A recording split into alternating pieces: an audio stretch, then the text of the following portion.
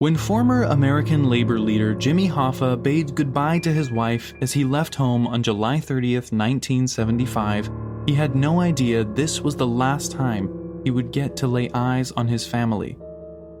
On this day, Hoffa mysteriously vanished into thin air. He remains one of the most famous missing persons in the world.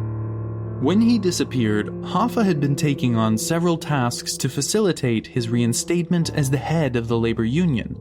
One of the tasks he had at hand was investigating the individuals who had stolen funds out of the union's accounts. Little did he know, it would be the last task he would take on. On July 30th, 1975, Hoffa left home for the Macus Red Fox restaurant in Bloomfield Township to meet with mobsters Tony Jack and Tony Pro, who he suspected of being involved in the theft from the union's accounts. Hoffa left his Lake Orion home at 1 p.m. on this fateful day and arrived at the restaurant at around 2 p.m. Upon arriving at the restaurant, neither of the men was there. Hoffa waited for 15 minutes, yet there was no sign of the men. He then called his wife at 2:15 p.m. from a payphone near the restaurant to inform her that the men never showed up. This was the last time Hoffa was ever heard from. Employees at the restaurant did not see him leaving or see him with anyone. His car remained in the restaurant's parking lot, but with no traces of Hoffa. He was officially declared missing on the 31st of July. Due to Hoffa's fame, many people came forward with tips on his disappearance and whereabouts, but up to today, none of this information has yielded results. These numerous tips have ended up as conspiracy theories about his disappearance. There is a common theme among these theories, and this is death. It appears everyone believes Hoffa was murdered. On July 30th, 1978, a court declared him legally dead despite not finding his remains. Who was Jimmy Hoffa? Did he have enemies who would have wanted him out of the picture? Did his line of work make him a target? Let's look into Hoffa's life, and maybe the answers to these questions will give an insight to the basis of each conspiracy theory. James Riddle Hoffa was born in 1913 to poor Indiana coal miners. At age 7, his father died in a mining accident. Hoffa's father was the breadwinner, so his demise left the family financially handicapped. The family had to move to Detroit's West Side later, in 1924. He got a job as a young boy at a Kroger grocery warehouse in Detroit.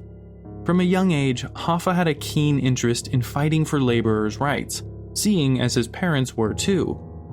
At age 20, he spearheaded a successful labor strike to improve work conditions and promote workers' rights.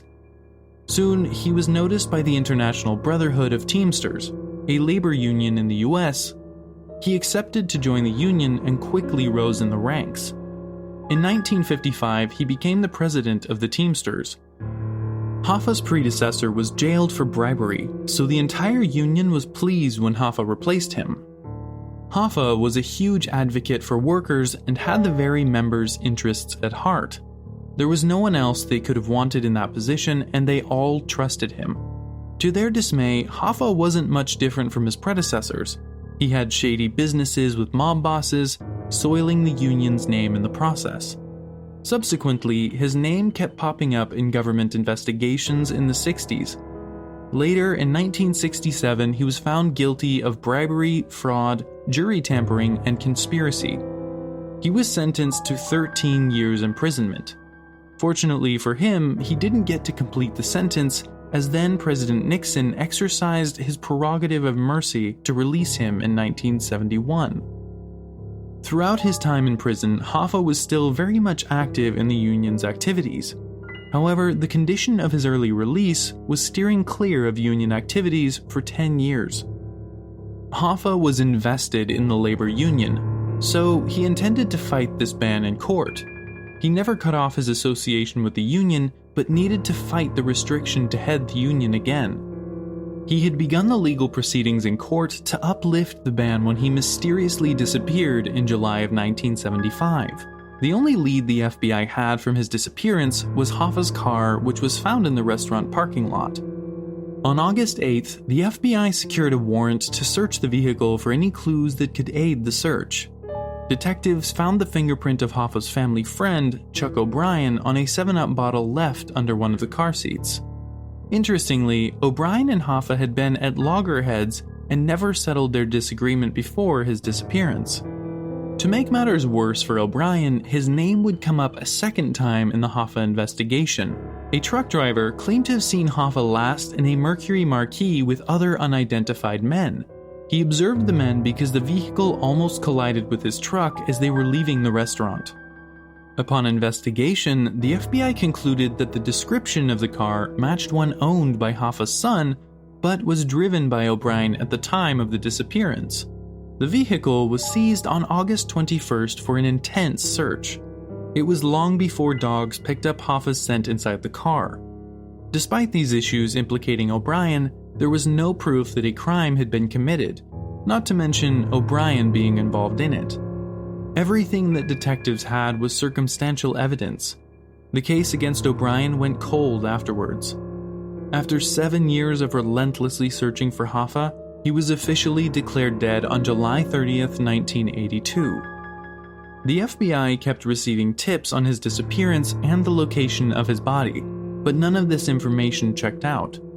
Later, in 2001, a strand of hair was found in O'Brien's car. DNA results revealed that the hair belonged to Hoffa, confirming that he was in that car on the day he went missing.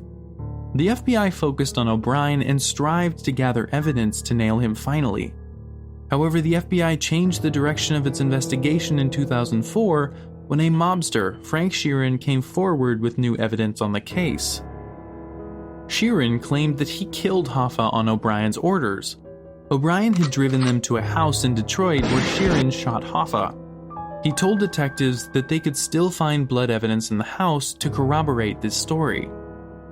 The FBI did retrieve blood evidence from the house for testing, but it turned out not to be Hoffa's. Sheeran's false story made investigators believe that O'Brien may be innocent after all, and they may have been barking up the wrong tree. It brought an end to the O'Brien investigation.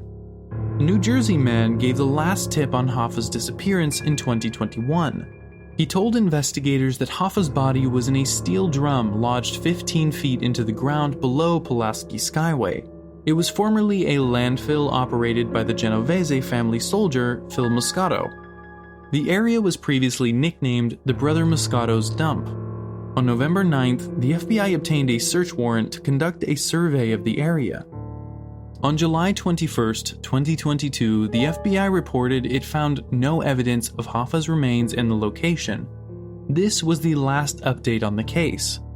Since the FBI's investigation yielded no result or provided any answers, the Hoffa family have been left with no closure, and the public has been left hanging.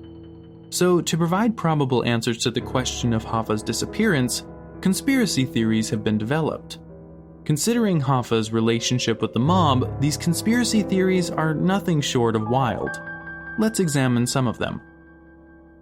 Hoffa's close associate, who had also served time with him, Charles Allen, told a Senate committee in 1982 that Hoffa was murdered on the orders of New Jersey mob boss Tony Pro.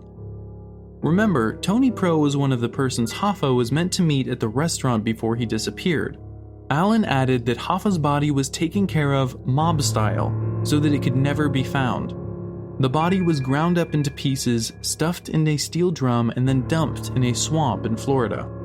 Another version of the story of Hoffa's disappearance was popularized in 1989. That year, Donald Francos, a notorious mob hitman, claimed that Hoffa was ambushed and murdered by New York Irish mafia boss Jimmy Coonan. Coonan had shot Hoffa with a .22 caliber pistol in a house in Mount Clemens, Michigan. Coonan and mafia hitman John Sullivan then dismembered the body with an electric saw. The body parts were then stored in bags and placed in a refrigerator for months until they were frozen.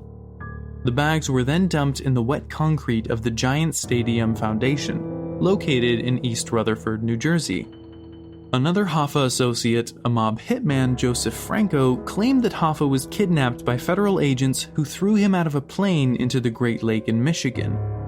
Each of these theories was carefully investigated by the FBI, and at the end of these investigations, they were all debunked.